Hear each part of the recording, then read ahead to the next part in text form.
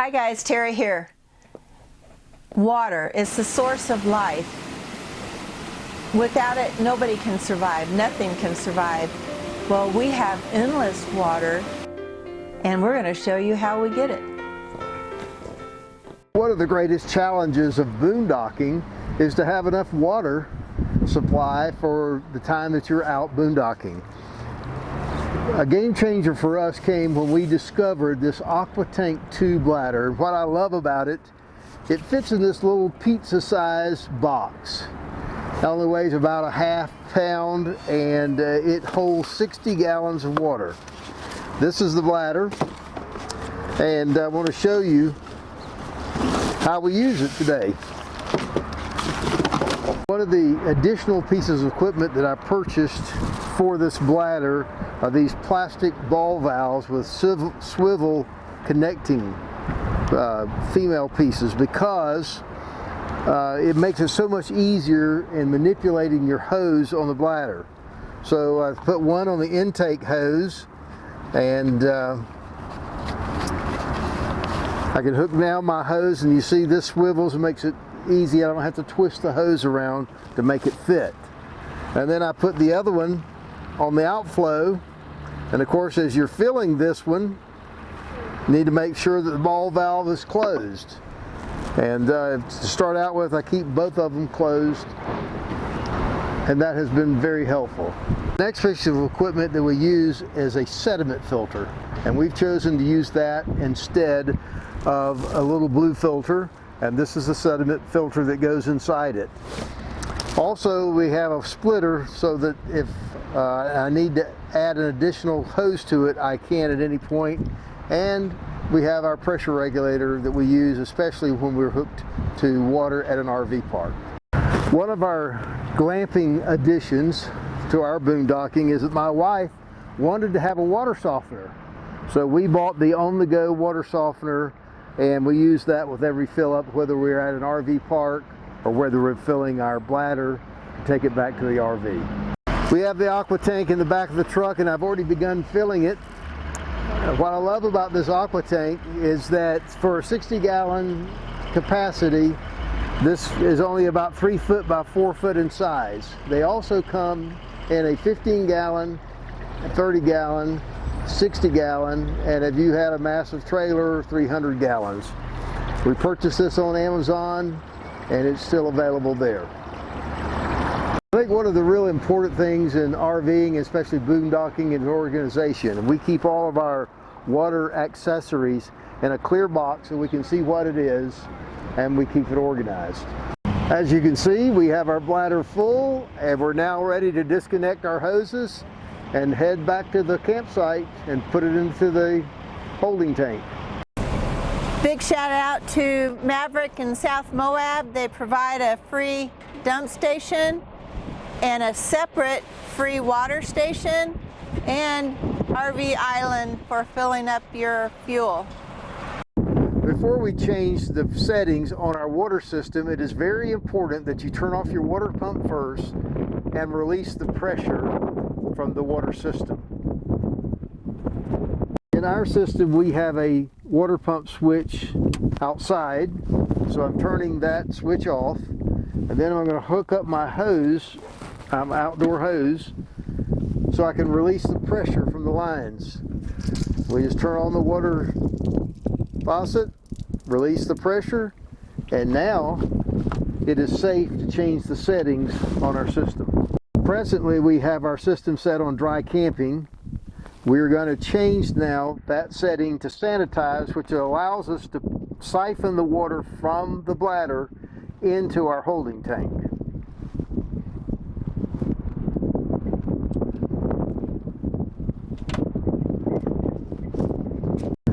Now that I've opened the ball valve from the bladder, all I have to do now is turn the switch on to my water pump, and voila, it's siphoning the water from the bladder to the holding tank of the RV. If your RV is not equipped with a valving system that allows you to siphon the water from your bladder to the RV, then you can purchase a transfer pump. We purchased this transfer pump from Home Depot.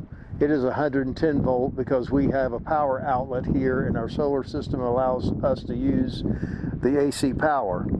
If you need a 12 volt system, then you can purchase that from Harbor Freight or Amazon.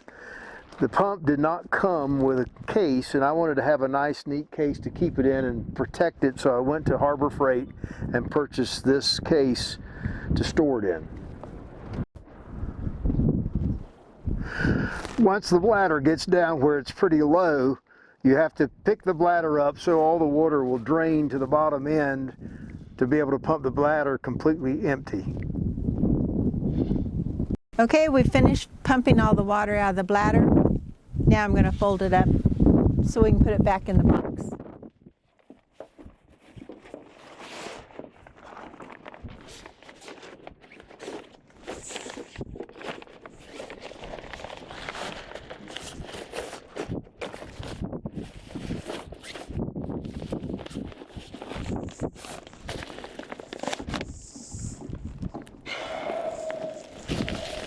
I opened one of the valves on the end that I'm folding towards,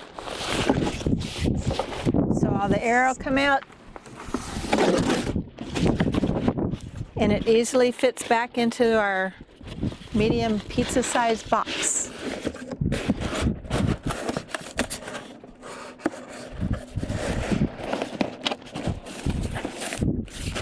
It's ready for storage. All right. Hi, I'm Ron. And I'm Terry, and we're the Glamp Dockers. Now, guys, we love boondocking, but Water consumption was a real challenge in the beginning. We couldn't go very long, just over a week, before we had to get water. When we came from a sticks and bricks, you can open that faucet, water comes out full flow. You don't give it a second thought as to where it comes from or if it's going to end. But living in an RV brought that to the forefront of our living challenges. Conservative water use was a real necessity for us. We learned to become conservative, and we could extend our stay for up to 2 to 3 weeks. But it's still a lot of work to close this rig up and move it to go get water. So he found the solution. yes, we did. But I have to tell you this, I earned a terrible title during those days of learning. She called me the Water Gestapo. Now, how I learned that, earned that title was I would go and look and see what our level was, at the percentage of water we had left in our tanks, and I would turn around and say to myself and to Terry and others in our RV, look guys, we've got to be more conservative, we're using too much water. Therefore the term Water Gestapo. And of course in a future video we'll talk about electric use and power use consumption in our RV, and I also earned the title of Power Gestapo as well. So of course that brought a lot of stress to our lives because I was always fretting about it, and my fretfulness transferred to Terry, and so we just decided we had to come up with a better solution. Now at first, like many people, we bought 5 to 7 gallon containers. We had 4 or 5 of them. We had to figure out a way to transport them and store them. It was really a pain. I've watched other people that had larger containers, but they had 55 gallon drums and tanks, and so we just didn't have room on our truck or anywhere else to store tanks that large. As I continued my research, I discovered the Aqua Tank 2, which you've already observed our use of in the video earlier, and that, folks, has been a real game changer for us. It just took away so much of the stress. We still are conservative in our water use, but we're not fretful about our water use. If this video has been helpful to you, please give us a thumbs up and subscribe. Hit the bell so you get the notifications, and by all means leave us a comment. Until next time, guys, God bless. See you later.